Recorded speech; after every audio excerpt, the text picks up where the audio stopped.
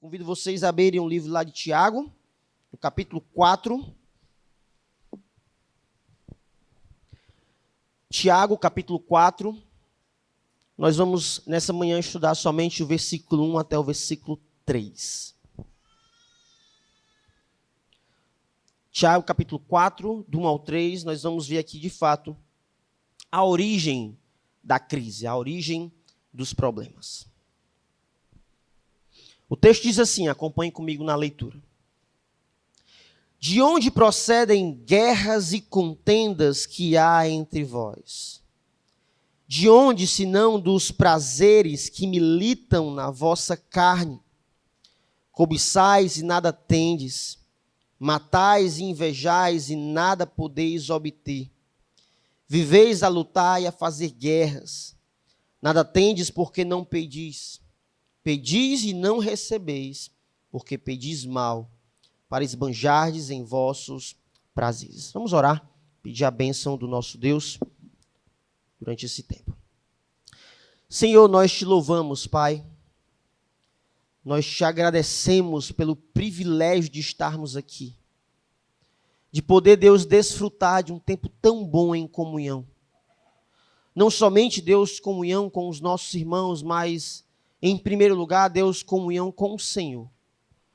Que a nossa comunhão contigo, Pai, possa ser fortalecida cada vez mais, Deus. Para que quando passarmos pela crise nos nossos casamentos, Deus, possamos deixar de olhar para nós mesmos e olharmos para o Senhor.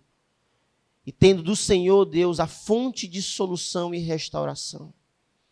Nos ajuda, Deus, a olhar para o nosso próprio coração, sondar, Deus, a nossa caminhada e, de fato, ver se há pecados escondidos, desejos egoístas, Deus, ali dentro dos nossos relacionamentos.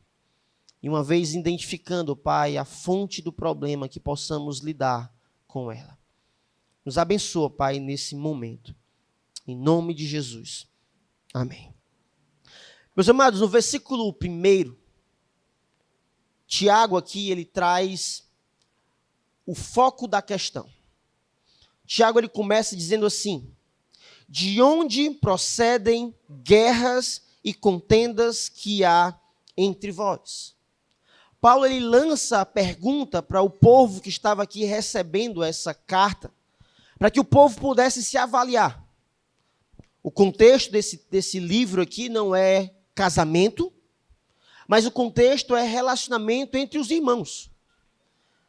E claro, isso não impede que a gente possa estar aplicando isso ao relacionamento conjugal. Se nós convivemos com os nossos irmãos em Cristo e temos as guerras e os conflitos, avalie os irmãos que nós convivemos na nossa própria casa. O esposo ou a esposa, que diariamente vão estar convivendo e devido à convivência, a probabilidade de ter mais conflitos é muito maior. Se na igreja a gente se vê bem menos do que um casal se vê no dia a dia e tem problemas, com toda certeza, dentro de casa nós temos também. E de onde procedem essas guerras e contendas que há entre vós? O que Tiago aqui lança como argumento inicial, ele traz os conflitos como uma espécie de guerra. Em nenhum momento Tiago diz: rapaz, por que vocês tiveram um desentendimento? Por que vocês têm desacordos? Tiago, ele faz questão de usar uma palavra mais forte, um termo mais apropriado do que de fato é. Guerras e contendas. São pessoas que deveriam estar caminhando lado a lado, com o mesmo propósito, mas devido às discordâncias, acabam andando em lados opostos. O time que deveria fazer gol para o mesmo lado, acaba por meio do desacordo, fazendo gol contra. E vira, de fato, essa guerra, esse conflito. Campos de batalhas dentro do lar. Isso não deveria acontecer no nosso meio. Às vezes, o nosso coração ele tem esse tipo de pensamento e intenção. Eu devo ganhar. Quando surge um problema, é eu que vou ganhar. Não é ela, não é ele, mas é eu que vou ganhar. É eu que devo ter a palavra final. E cada um fica buscando os seus próprios interesses. Como que se um ganhar, está tudo bem. Meus amados, ou todos ganham, ou todos perdem. Não existe ela ganhou e ele perdeu, ou ele ganhou e ela perdeu. Se só um ganhou, todos perderam. Todos perderam. Ou todos ganham, ou todos perdem. A questão é, quem entra num conflito pensando nisso? Quem entra num campo de batalha pensando se eu perder, todos perdemos. Qual é o país que vai enfrentar hoje o outro que vai pensar dessa forma? Nós temos aí agora um país que está em guerra, né? Israel, contra ali o Hamas. Cada um, de fato, tem os seus interesses ali. O ponto é, um vai ganhar. Mas um casamento não funciona assim. As guerras e as contendas que existem no nosso meio, existe um foco. Ela surge pelo simples fato daquilo que Tiago vai ensinar agora. De onde, se não dos prazeres que militam na vossa carne?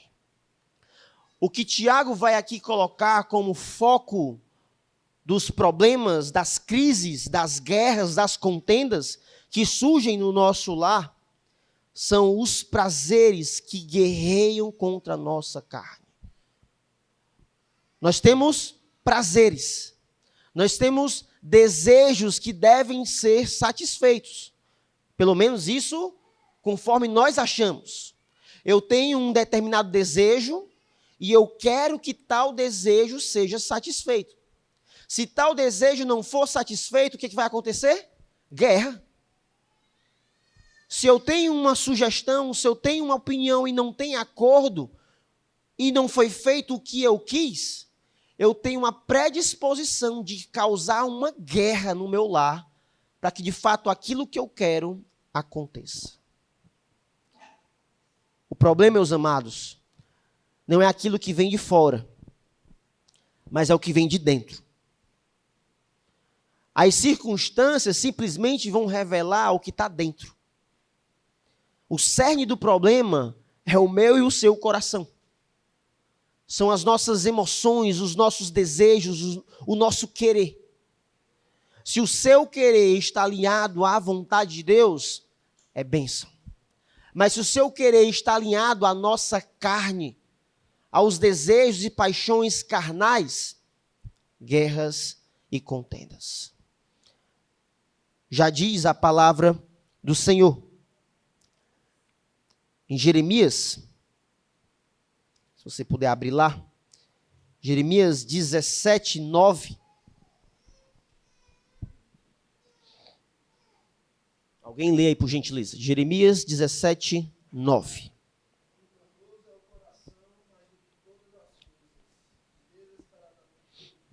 Enganoso é o coração mais do que todas as coisas e desesperadamente corrupto. Esse é o nosso coração. Se o nosso coração ele é corrupto, se o nosso coração ele é mau, ele é perverso, porque de fato ele é, e se a nossa intenção de coração não estiver submissa à vontade de Deus, como é que vai ser os nossos prazeres? Corruptos, pecaminosos. E é interessante que esses prazeres pecaminosos não necessariamente estão alicerçados em pecados em si. Às vezes você quer algo bom. Às vezes você só quer que o seu marido faça o seu papel. Às vezes você só quer que a sua esposa faça o seu papel. Mas você quer tanto isso, que você está disposto a fazer uma guerra quando isso não acontece. É claro, pecado é pecado e precisamos confrontar. O desejo de ter um cônjuge semelhante ao Senhor, o desejo de ter um marido, uma esposa que vai refletir aquilo que Deus espera, é um desejo correto. Nós deveríamos desejar isso. Eu, como marido, devo desejar que a minha esposa caminhe conforme a vontade de Deus, que ela seja uma boa esposa, submissa ao seu marido, que ela honre o seu marido, que ela se submeta, que ela seja uma boa auxiliadora. Como também a esposa deseja no seu coração que o seu marido seja um bom líder. Que ele não trate ela com amargura, com desprezo, mas que ele a lidere com respeito, como se fosse de fato ela sendo a parte frágil, servindo em amor e não com tirania, amando ela com todo o coração, com um amor não somente emocional, mas sacrificial. É esse os nossos desejos, deveriam ser esses. Mas quando isso não acontece, como você reage?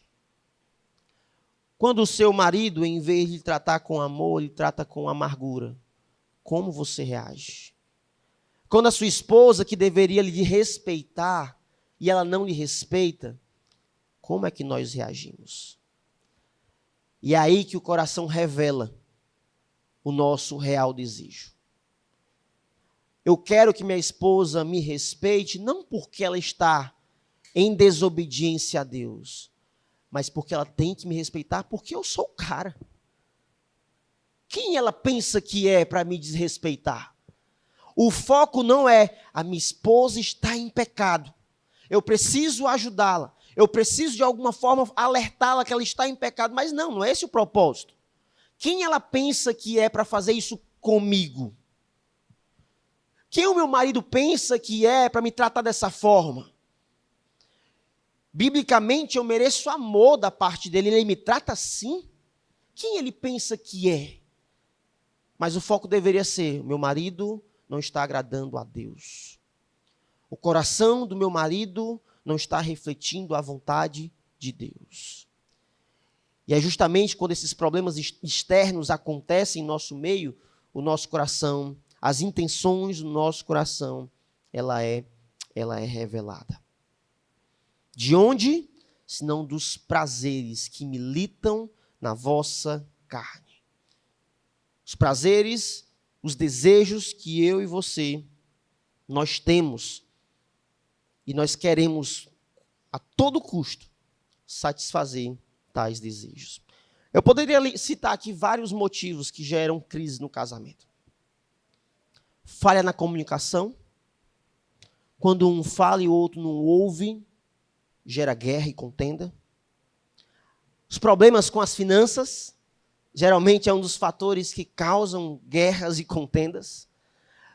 Temos o recurso da família, e de repente está ali um brigando, não, porque devemos investir assim, não, devemos usar assim, não, gastou demais assim. Ou então aquele princípio de que o que eu ganho é meu, o que você ganha é seu. Não somos uma só carne, não deveríamos também unir a uma só carne as nossas finanças também? Não deveria mais existir batalhas do que é meu e do que é seu? Tudo é nosso? Mas não é assim que a gente lida com as finanças. Guerras e contendas.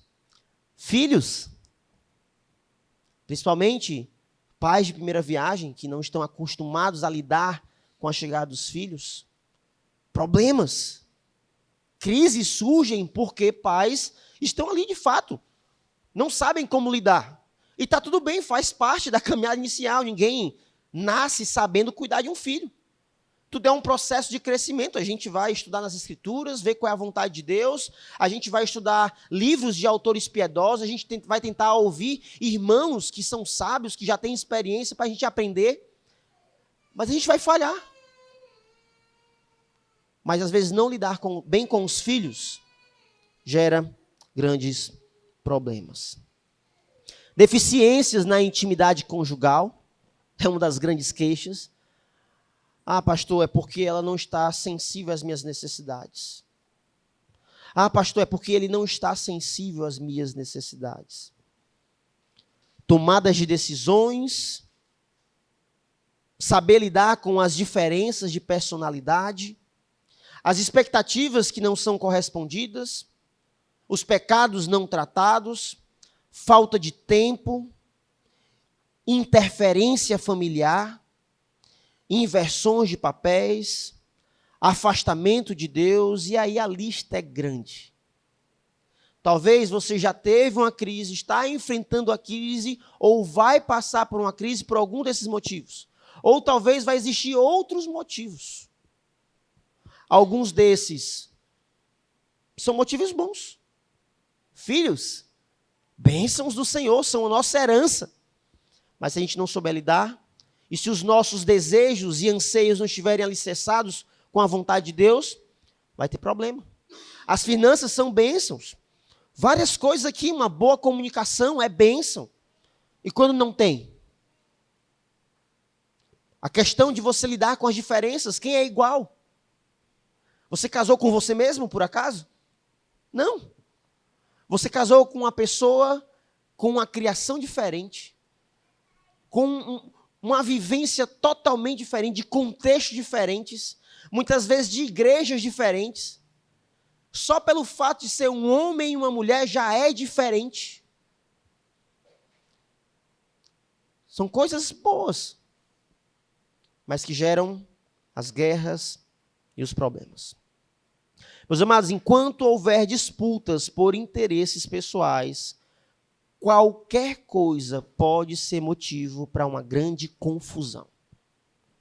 Até mesmo uma meia, até mesmo um erro no seu folheto aí. Qualquer coisa. E a fonte é os desejos dos nossos corações. Meus amados, o versículo 2, ele dá continuidade. O 1, ele mostra onde está o cerne, que é o nosso coração, que ele é mau, que ele é corrupto. Mas o versículo 2, ele vai mostrar que a crise é fruto de um coração insatisfeito. O problema é porque o nosso coração, ele não se cansa de desejar mais e mais. O meu e o seu coração sempre quer mais. É o que o versículo 2 vai dizer. Cobiçais e nada tendes.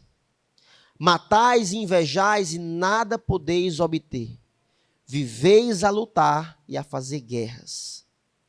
Nada tendes porque não pedis. Meus amados, Tiago diz, vocês cobiçam, vocês têm um desejo latente no coração por algo, mas nada vocês conseguem. Vocês estão dispostos a matar e a invejar, mas no final, nada vocês vão conseguir obter. Vocês vivem lutando e fazendo guerras. Novamente, o problema é que o nosso coração ele é insatisfeito. Alguns teólogos vão dizer que o nosso coração é uma fábrica de ídolos. Ele sempre quer mais, sempre quer mais. Meus amados, é incrível como alguém que já é multimilionário, já tem empresas, carros, propriedades, dinheiro em abundância no banco, muitas vezes tais pessoas ainda querem mais e mais e mais e mais, porque o que tem não é suficiente. Não é suficiente. É simplesmente o desejo que não é satisfeito. É isso que acontece no nosso coração. Nós nunca estamos satisfeitos. Nós nunca estamos contentes com aquilo que Deus nos dá. E aonde entra aqui os motivos das queixas, das murmurações. Senhor, por que esse marido, Senhor? Porque quando eu casei ele não era assim. Senhor, essa mulher, porque quando eu casei ela não era assim. E a gente começa a reclamar, Senhor, é que nem Adão. Adão, lá na criação, o Senhor cria a Eva, e ele proclama ali um poema, né? Carne da minha carne, ossos dos meus ossos, bela, né? Empolgado, Adão lá estava feliz. Aí quando entra o pecado, o que Adão diz? Foi a mulher, Senhor, que o Senhor me deu. O problema não fui eu não, Senhor. O problema foi a mulher, foi essa mulher que tu me deu. Ou seja, quem errou no final? Foi Deus. Foi Deus que errou. Porque foi Deus que deu aquela mulher. E foi aquela mulher que causou problema. Adão deveria ter sido homem suficiente para dizer, Senhor, o problema foi meu. O problema foi meu. Eu tive as escolhas. O pecado estava à porta. Mas cabia a mim o quê? Dominá-lo. Não dar lugar a ele. Mas não. Um coração desenfreado por desejos, ele não tem limites. É o que o texto diz aqui. Vocês matam e nada conseguem obter. Não creio aqui, de fato, que Tiago está lidando com um assassinato dentro da igreja. Mas o Tiago está listando, de fato, aonde o nosso coração pode chegar por causa dos nossos desejos. E não é isso que a gente vê. Você liga a televisão, quando os desejos não são satisfeitos, as pessoas matam. Quando um camarada ele rouba um celular e não está satisfeito em só roubar, ele mata, só por causa do seu desejo. E aí vários exemplos. Esse é o seu e o meu coração. Um coração mau, disposto a matar. E muitas vezes nós não matamos fisicamente, mas o nosso coração matamos muitas vezes porque os nossos desejos não são satisfeitos. É o que Jesus diz. Basta você odiar alguém no seu coração que você já matou. Você já cometeu um assassinato ali. E é isso que nós causamos na nossa casa. Quantas vezes, talvez, você, esposa, já não matou o seu marido? Quantas vezes o marido já não matou a esposa no coração? A quantos velórios do seu cônjuge você já participou? Assassinato dentro de casa. Talvez o ato não aconteceu e louva ao Senhor porque não, espero que não aconteça. Mas no coração somos culpados. Simplesmente porque os nossos desejos não têm freio. O problema não está na esposa, o problema não está no marido, o problema não está na circunstância. O problema está com você e comigo. A gente precisa parar de olhar em primeiro lugar para o outro nesse aspecto e olhar para nós mesmos. Por que eu quero tanto brigar? Por que isso está acontecendo? Qual é a minha contribuição? O que tanto eu quero que eu estou disposto a causar uma guerra para ter? Faça essa pergunta ao seu coração. Antes de você olhar para o outro, o que você deseja, está disposto a pecar para ter? Eu creio que se a gente partir por esse princípio de forma inicial, as soluções elas começam a surgir. Os reconhecimentos de erro começam a aparecer. Quebrantamento, uma conversa saudável, arrependimento, confissão. Mas enquanto você não dá esse passo inicial de tentar questionar o seu próprio coração, as suas próprias atitudes, você ainda vai se achar certo na situação. Todo mundo está errado, só você está certo. Todo mundo diz, rapaz, você está errado. A Bíblia diz que você está errado. Está todo mundo dizendo que você está errado, mas você ainda continua acreditando que está certo. Por causa dos seus desejos, que não são satisfeitos. Versículo 3, ele dá a continuidade. Pedis e não recebeis, porque pedis mal, para esbanjardes em vossos prazeres. A crise, meus amados, ela revela um coração egoísta. A crise, ela simplesmente vai mostrar o quanto nós somos insatisfeitos, mas também ela revela o quanto eu e você, nós somos egoístas. O quanto eu e você só pensamos em nós mesmos. Porque no final, quem deve estar satisfeito sou eu. Quem deve ganhar sou eu. O melhor é para mim. Não existe uma renúncia, não existe muitas vezes um desejo melhor para o outro. Não existe um desejo que o outro cresça e que você seja humilhado. Não existe um desejo de olhar para o outro como superior e você como servo. Não, eu sou o Senhor e todos que me sirvam, incluindo esposa, maridos ou filhos. O que Tiago aqui traz, e mostrando que o nosso coração ele é tão corrupto, tão mau, tão insatisfeito e tão egoísta, que até mesmo numa situação sagrada de oração, nós não conseguimos camuflar isso. A gente externa isso até mesmo para Deus. Se a gente faz isso para Deus, imagine com o cônjuge. Tiago lista aqui uma situação santa, que é a oração. Olha, vocês não têm porque vocês não pedem.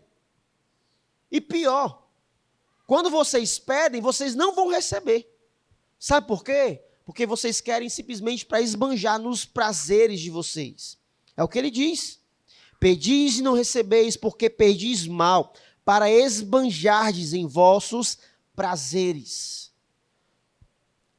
O desejo satisfeito, em primeiro lugar, é o meu. Eu quero esbanjar com os meus prazeres. Senhor, me dá uma casa. Não porque eu quero que aquela casa seja uma bênção de alguma forma para minha família, ou para minha igreja, ou de alguma forma seja uma bênção. Mas eu quero porque eu quero ter aquela casa. Porque é o padrão que o meu coração quer. Porque se não for naquele padrão, eu vou ficar chateado. Senhor, me dá aquele carro. Vai ser uma bênção. Bênção para quê? Para você querer charlar? Mostrar para os outros que você tem? Que você pode? Que o seu emprego é melhor? É por isso que às vezes Deus não dá. Porque Deus, que já conhece o nosso coração, Ele já sabe as nossas intenções. Ele sabe que as intenções são egoístas. As intenções geralmente são para nós e não para os outros. E botando isso na conta dentro do casamento é desse jeito. Eu quero que eu seja satisfeito. Eu quero ganhar. Eu preciso ser servido. É o marido que chega em casa e ele não se preocupa com como está a esposa. Ele não se preocupa com como estão os filhos. Mas ele quer descansar. É justo o seu descanso? É justo. É justo. Ele pede, meu amor, eu preciso descansar. Mas o descanso dele é por quê? Porque ele quer descansar. Ele não está pensando que a esposa talvez passou o dia com o filho. Ele também não pensa que a esposa talvez passou o dia trabalhando. Ele só quer descansar. Ele só quer descansar. O oposto também é verdadeiro. A esposa também tem os seus desejos. Tem os seus pedidos. E quando não é satisfeito, guerra. Simplesmente porque o que ela quis não aconteceu. Talvez a esposa, ela está lá na sua casa limpando. E ela vê você descansando. Meu amor, me ajude aqui a limpar a casa. Ela não está simplesmente preocupada em si porque a casa está suja. Ela só está incomodada porque ele está descansando. É o desejo e gosto dela. Eu vou fazer isso só enquanto ele descansa. Eu vou fazer isso enquanto ela faz isso. Esse é o nosso coração corrupto.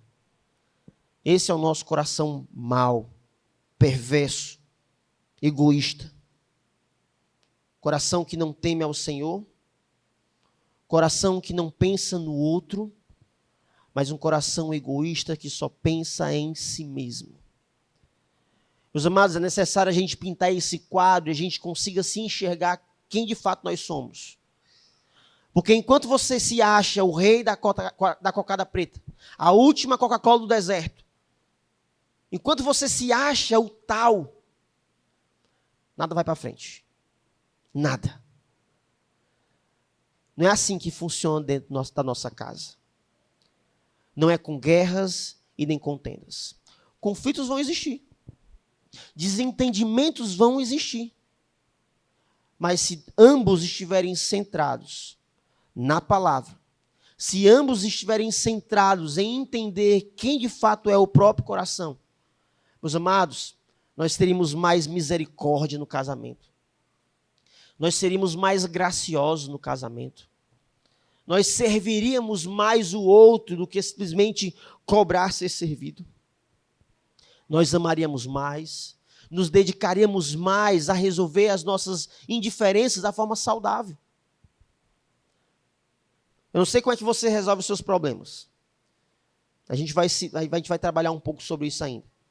Mas geralmente é assim, né? Ambos estão insatisfeitos. Primeira tentativa de resolução: guerra. Cada um desabafa, joga para fora. Cada um fala mal do outro. Cada um vai, de fato, vomitar o que está dentro. Não estamos preocupados se estamos ferindo ou não. Simplesmente eu quero colocar para fora o que está dentro. Não resolve. Piorou a situação. Demora um tempo. Segunda tentativa. O coração está ferido ainda. Está magoado. Ninguém parou para avaliar a situação. Ninguém parou para pedir a Deus para lidar com aquilo, por sabedoria. Ninguém fez isso, porque a gente está chateado ainda. Mas a gente sabe que precisa resolver. E a gente tem a segunda tentativa. O que acontece? Guerras e contendas. Guerra, guerra, guerra, guerra. Sabe quando é que a gente vai tentar resolver de fato da melhor maneira possível? Quando a gente já não está mais aguentando brigar. A gente já está tão cansado de brigar. Aí os dois se rendem. Tá bom, vamos resolver. Tá bom, já está cansado, isso aí já está atrapalhando demais algumas coisas aqui. Vamos sentar, aí vai lá os dois, sentam e resolve. Aí fica feliz, dá um beijinho, vão passear para poder ficar de boa. Por que a gente não resolve logo bem na primeira? Por que a primeira tentativa não deveria ser a tentativa da resolução de fato? Mas não. Não é, meus amados, não é por causa das circunstâncias, não é porque a gente não quer. A gente não quer. Sabe o que a gente quer? Guerra. Mesmo achando um momento desagradável, é o que a gente mais quer, é brigar. Dentro do casamento, nós somos loucos por tretas, por conflitos. Talvez você não fale isso com a sua boca, mas o desejo do nosso coração e as nossas atitudes revelam que é isso que a gente tanto quer. Porque se não fosse, a gente não viveria em guerra. É que nem o marginal que vive roubando, vai para a prisão, passa um tempo lá, aí sai e diz, rapaz, isso é muito ruim aquilo ali. Aí o que é que muda? Nada, ele vai roubar de novo, vai voltar para lá de novo. Aí apanha, passa dificuldade lá, enfim, passa um processo difícil. Rapaz, é difícil demais lá. Aí vai para a rua, vou mudar, vou não. Vai fazer coisa de novo errada. Vai ser preso. Rapaz, ele gosta de estar lá. Se não gostasse, ele tentaria fugir. Ele mudaria a sua conduta para não voltar para lá, porque ele sabe o que leva ele para lá é as condutas. Assim é a gente. A gente gosta de brigar. Porque é isso que está no nosso coração. Coração egoísta, um coração insatisfeito, um coração corrupto. Um coração que quer, de fato, usufruir dos seus próprios prazeres. Eu já antecipo, não é assim que a crise acaba. Ela acaba, ela tem solução, mas não é assim. Que o Senhor possa nos ajudar a olhar para o nosso próprio coração. E que a solução, você não espere vir do outro, mas que você espere vir de você mesmo. Seja você avaliando o seu coração, tomando o pontapé inicial. Rapaz, eu sou isso. Eu fiz isso. E não como a gente faz. É porque você fez isso. Você fez aquilo. Que o Senhor possa restaurar o nosso coração. Nos ajudar a ser menos egoísta. Um coração mais satisfeito. E um coração que não quer fazer a própria vontade. Mas que quer, acima de tudo, fazer a vontade de Deus. Amém? Que Deus nos abençoe, nos fortaleça, nos ajude a enfrentar as nossas crises. Baixe sua cabeça. Vamos orar.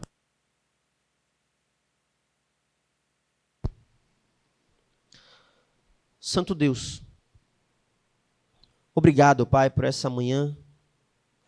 Obrigado, Deus, por esse tempo tão agradável de cantar ao Senhor, de poder desfrutar da comunhão, de poder, Deus, ouvir a Tua palavra, que ela possa fazer morada em nosso coração, Deus. Que possamos, Deus, deixar de nos enganar. Que possamos, Deus, encarar a verdade como ela é. Que possamos, Deus, nos olhar no espelho. e ver de fato o nosso próprio eu. Quem nós somos, do que capazes nós somos de fazer, por causa dos nossos desejos. Ó Deus, o nosso coração é mau. O nosso coração, ele não anseia pelo Senhor. Se não fosse o Senhor, Deus, em nos agraciar com a salvação, se não fosse o Senhor, Deus, em enviar o seu Filho, nós não queríamos o Senhor. Porque não há nenhum justo sequer. Mas mesmo salvos pela graça do Senhor, mesmo, Deus, redimidos do nosso pecado, o nosso pecado ainda está lá. Ainda continuamos sendo pecadores. Nós cremos, Deus, que um dia deixaremos de ser. Mas enquanto ainda somos, Deus, nos ajuda a estar vigilantes. Nos ajuda, Deus, a entender que o nosso coração ainda é inclinado para o mal. Os desejos do nosso coração ainda são inclinados para o mal. É um coração ingrato, insatisfeito e egoísta. Um coração corrupto. Nos ajuda, Deus, a tratar o nosso coração. Nos ajuda, Deus, a iniciar a solução da crise, Pai, olhando para o nosso próprio coração. E desde já, Pai, eu clamo ao Senhor que o Senhor possa nos quebrar, nos quebrantar, Deus, para que possamos tomar o pontapé inicial e dizer: eu errei. Eu fiz isso porque eu quis fazer. E não se esconder atrás das desculpas e justificativas. E não simplesmente atribuir todo o problema ao outro. Mas sempre olhar para si em primeiro lugar. Nos ajuda, Pai, a blindar o nosso coração com o poder que vem do alto. Nos abençoa, Pai. Em nome de Jesus. Amém.